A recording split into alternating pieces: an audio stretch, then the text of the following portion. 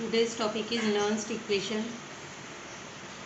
As we have studied about the standard electrode potential and the electrochemical series.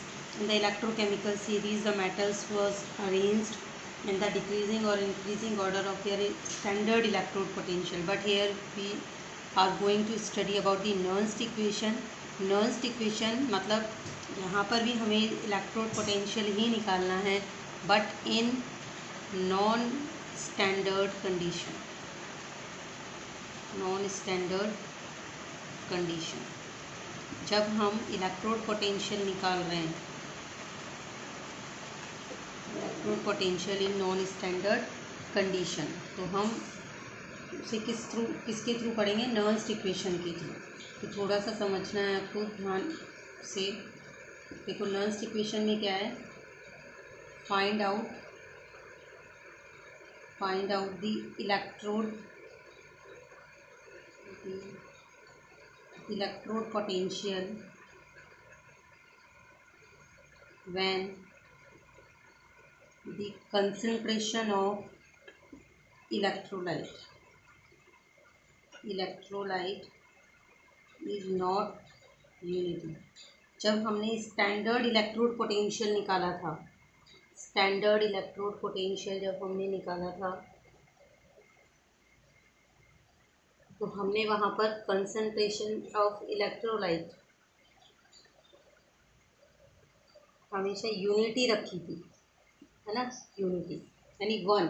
Concentration जो आ रही थी किसी भी इलेक्ट्रोलाइट की, वो वहाँ पर हम वन लेके चल रहे थे, ठीक है. लेकिन यहाँ पर हम इलेक्ट्रोड पोटेंशियल तब फाइंड आउट कर रहे हैं जब इलेक्ट्रोलाइट की कंसंट्रेशन यूनिटी नहीं है. अगर यूनिटी होगी तब तो हम वैसे ही निकाल लेंगे. एक रेफरेंस इलेक्ट्रोड लिया था हमने, और एक यहाँ पर आप जिस भी मेटल का निकालना चाहते हो, तो हमने यहाँ पर एक मेटल ले लिया था, सॉल्ट ब्रिज से कनेक्ट किया था, और ये रेफरेंस इलेक्ट्रोड लिया था, और हमने इसका electrode standard electrode potential find out किया था, और ऐसे निकालकर सबको हमने एक इलेक्ट्रो केमिकल सीरीज़ के अकॉर्डिंग अरेंज कर दिया था. बट यहाँ पर हमारी डेफिनेशन क्या हो जाएगी? Find out the electrode potential when the concentration of electrolyte is not unity, और you can say electrode potential depends on the concentration of electrolyte, ठीक है, इन सॉल्यूशन, जो भी सॉल्यूशन के अंदर प्रेजेंट है, ठीक है. अब नर्न्स्ट एक साइंटिस्ट थे. नर्न्स्ट गेव अ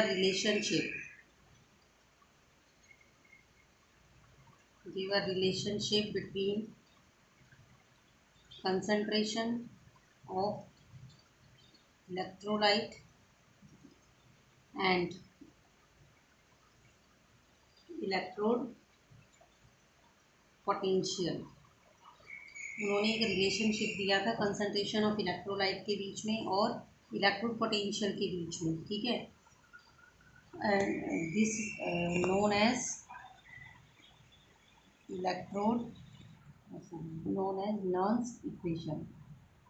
नर्न्स्ट इक्वेशन.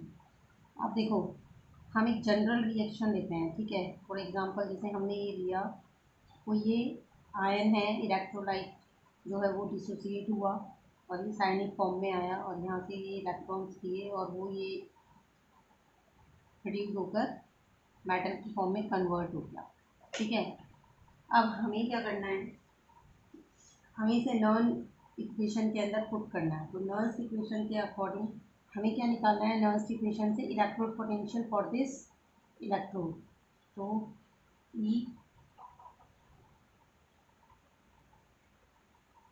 ई सी में कन्वर्ट हो रहा है, ठीक है.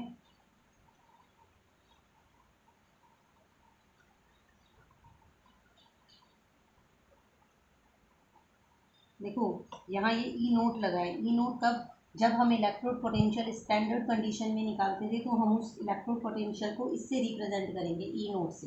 जहाँ पर भी ऐसे इलेक्ट्रोड के ऊपर ये लगा हुआ हो या फिर ये वाला साइन बना हुआ हो, तो इसका मतलब हम स्टैंडर्ड वाले की बात कर रहे हैं, है ना. तो ई नोट की हमने बात कर दी यहाँ पर, ठीक है. यहाँ ये जो निकाल रहे हैं वो हम ईएमएफ निकाल रहे हैं, है ना. नॉन स्टैंडर्ड कंडीशन में हम निकाल रहे हैं मैम। तो नॉन स्टैंडर्ड कंडीशन में कैसे निकालेंगे, कैसे रिलेट किया नर्म्स ने, ये जो मैं इक्वेशन यहाँ लिख रही हूँ 0.nf log क्वेश्चन, ठीक है। अब यहाँ पर आपको ये पता होना चाहिए कि यहाँ पर ये सब चीज़ें क्या क्या हैं। तो ये जो आपने सबसे पहले लिखा Mn plus m, it is electrode potential of cell, ठीक है। एंड ई नोट, ये क्या है आपका, ये भी इलेक्ट्रोड पोटेंशियल है, बट इन स्टैंडर्ड कंडीशन जो आपने दिया हुआ है, जो आपको दिया हुआ होगा, ठीक है। और आर यहाँ पर क्या है, गैस कांस्टेंट, गैस कांस्टेंट, और इसकी वैल्यू कितनी होती है, सबको मालूम है 8.314 जूल पर केल्विन पर मोल, ठीक है। टेम्परेचर यहाँ पर 298 केल्विन दिया हुआ है। एन यहाँ पर क्या है, number of electrons, and F यहाँ पर फैराडे चार्ज है, ठीक है, जिसकी वैल्यू होती है 96,502, ठीक है। तो ये आपको याद रखना है। एंड क्यू यहाँ पर क्या है, क्वेश्चन, और ये हमेशा ज़्यादातर प्रोडक्ट अपॉन रिएक्टेंट के बराबर होता है, ठीक है। अब यहाँ पर हम देखेंगे, वैल्यू रखते हैं, ठीक है। पुट दी वैल्यूज, तो M N plus on M equal to E naught M N plus M, R की वैल्यू कितनी है 8.3, टी कितना लिया है हमने 298, एन इस रिएक्शन के अंदर देखो एन, एन की वैल्यू हर रिएक्शन के लिए अलग अलग होगी। जैसे सपोज करो फॉर एग्जांपल, अगर यहाँ एन की जगह ये लिखा होता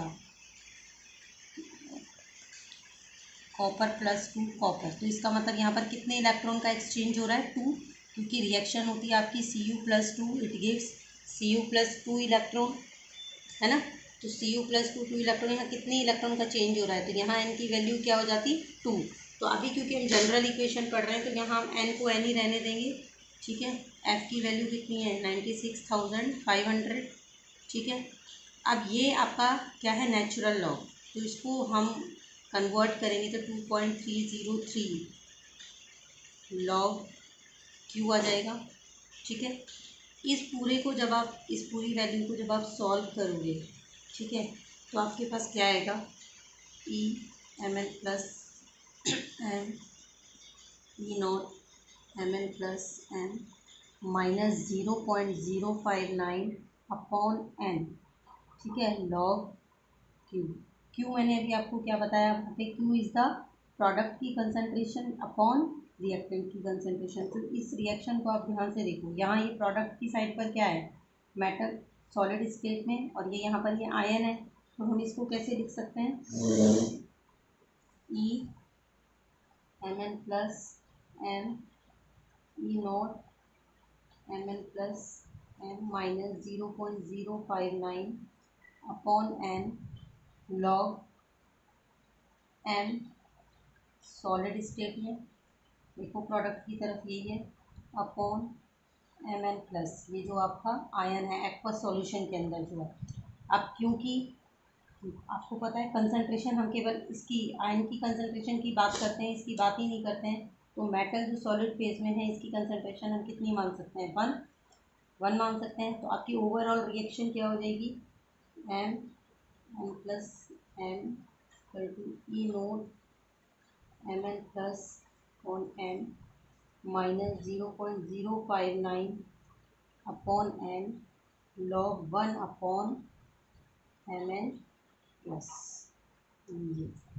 ये जो इक्वेशन है this is the Nernst equation. ये कौन सी इक्वेशन है आपकी, Nernst equation. By this equation you can find out the EMF of the cell, ठीक है। आप एक सेल का ईएमएफ निकाल सकते हो जबकि इलेक्ट्रोलाइट की कंसंट्रेशन यूनिटी नहीं हो, ठीक है। तो नर्न्स ने ये रिलेशनशिप दिया था, इसी रिलेशनशिप से हम, इसी इक्वेशन के थ्रू हम कैलकुलेट कर सकते हैं, सेल का ईएमएफ निकाल सकते हैं, gives energy, chemical equilibrium constant, ठीक है, इन सबको हम इस रिलेशन से रिलेट कर सकते हैं। तो वो हम नेक्स्ट वीडियो में देखेंगे। पहले हम इसका न्यूमेरिकल देखते हैं। इसके न्यूमेरिकल में जैसे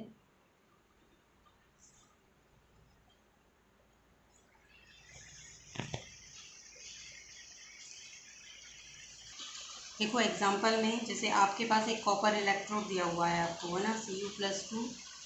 इसके लिए आपको ई नोट की वैल्यू दी हुई हो, सपोज करो 0.34 वोल्ट, ठीक है। एंड आपको यहाँ पर कैलकुलेट करना है इसका ईएमएफ, इसका ईएमएफ कितना होगा, ठीक है। जबकि व्हेन आपको आगे न्यूमेरिकल में दिया होगा solution is in contact with 1 m copper ions, ठीक है। तो यहाँ पर आपको क्या निकालना है, ईएमएफ निकालना है। तो ईएमएफ क्या है, सेल का कैलकुलेट करने के लिए वही इक्वेशन हम वापस लिखेंगे, ई नोट, ठीक है।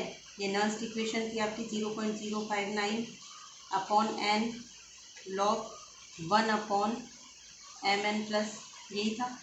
तो E is equal to E note की वैल्यू कितनी दी हुई है, देखो आपको 0.34, तो वो लिख दिया हमने -0.059 एन के लिए आपको देखना पड़ेगा। देखो आप इसको ध्यान से देखो, तो इस रिएक्शन को आप कैसे लिख सकते हो, Cu+2, it gives Cu+2 electron reduction हो रहा है, कितने इलेक्ट्रॉन का एक्सचेंज हो रहा है, 2 इलेक्ट्रॉन का। एंड एन इजिकल टू मैंने क्या बताया था, नंबर ऑफ इलेक्ट्रॉन। तो यहाँ एन की जगह क्या लिख देंगे हम, 2 log 1/mn प्लस, कंसनट्रेशन कितनी दी हुई है 1 m कॉपर आयन की, तो हम यहाँ पर कितना लिख देंगे, सॉरी 1 m की जगह आप इसको 0.1 कर दो, तो यहाँ कितना आ जाएगा 0.1। अब ये आपको इतना सॉल्व करना है, तो आपको पता है इसको आप और कैसे लिख सकते हो, log 10 की पावर, यहाँ पर 1/10 की पावर -1 लिख सकते हो, ऊपर लेके जाओगे प्लस का हो जाएगा। तो जब इस पूरे को आप सॉल्व करोगे, log 10 की बेस 10 कितना हो जाएगा 1, तो यानी E equal to 0.34 minus 0.059 upon 2, और इस पूरे को यहाँ सॉल्व कर दिया हमने, तो इंटू 1। जब आप इसको सॉल्व करोगे माइनस 0.0295 आएगा, और आप इसको सॉल्व करोगे तो 0.31 वोल्ट आएगा। तो इसका मतलब आपने इस सेल का ईएमएफ निकालना है। तो इस तरह से आप नर्स्ट इक्वेशन को यूज़ करके किसी भी सेल का ईएमएफ कैलकुलेट कर सकते हो, ठीक है।